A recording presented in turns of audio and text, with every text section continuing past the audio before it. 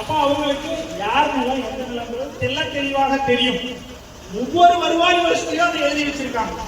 அதுதான் இந்த மாதிரி அவங்க என்ன ரெக்கார்ட்லாம் மெயின்டைன் பண்றாங்கிற புத்தகங்கள் எல்லாம் நிறைய எடுத்து வச்சிருக்கோம்.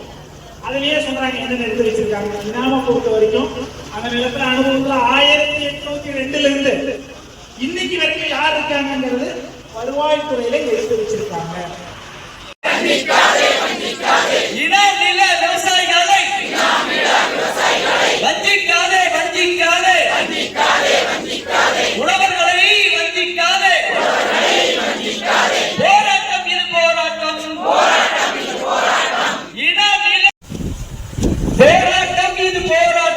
போராட்டம் இது போராட்டம் தொடர் காத்திருப்பு போராட்டம். மாநில அரசே இனா பூமி என்று சொல்லி உழவர்களை வஞ்சிக்காதே, குத்தகைதாரர்களை வஞ்சிக்காதே, வீடு மனை உரிமையாளர்களை வஞ்சிக்காதே.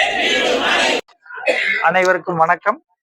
தமிழக விவசாயிகள் சங்கத்தின் சார்பாக கருணாமூர்த்தி, மாநில ஒருங்கிணைப்பாளர், இனாம் நில விவசாயிகள் குத்தகையாளர்கள் வீடுமனை உரிமையாளர்கள் இயக்கம் இன்று தெற்கு அவினாசிபாளையத்திலே ஒரு தொடர் காத்திருப்பு போராட்டத்தை நாங்கள் தொடங்கியுள்ளோம். இது எதற்காக பாத்தீங்கன்னா, தமிழ்நாட்டில் இருக்கிற 13 லட்சம் ஏக்கருக்கும் மேற்பட்ட இனாம் வகைப்பாட்டு நிலங்களை இந்து சமய அறநிலையத்துறையும் வக்ஃப் வாரியமும் கோயில் நிலங்கள் என்று சொல்லி 200 ஆண்டுகளுக்கு மேலான குடிவார உரிமை பெற்ற விவசாய மக்களையும் வீட்டு உரிமையாளர்களையும் ஆக்கிரமிப்பாளர்கள் என்கின்ற ஒரு அவதூறை பரப்பி அவர்களை வீட்டை விட்டும் விவசாய நிலங்களை விட்டும் வெளியேற்றும் நிகழ்வை, இயந்திரங்களை வைத்து வீடுகளை இடித்து அகதிகளாக்கும் நிகழ்வை கடந்த சில வருடங்களாக செய்து வருகிறார்கள். இதற்காக பல கட்டங்களில் பல்வேறு அமைச்சர்களிடம், அரசாங்கத்திடமும் இந்த நிலங்கள் அனைத்தும் விவசாயிகளுக்கே உரித்தான நிலங்கள், மற்ற மாநிலங்களில் நில உரிமையை உறுதி செய்வதற்கான சட்டங்களே இயற்றப்பட்டுள்ளன.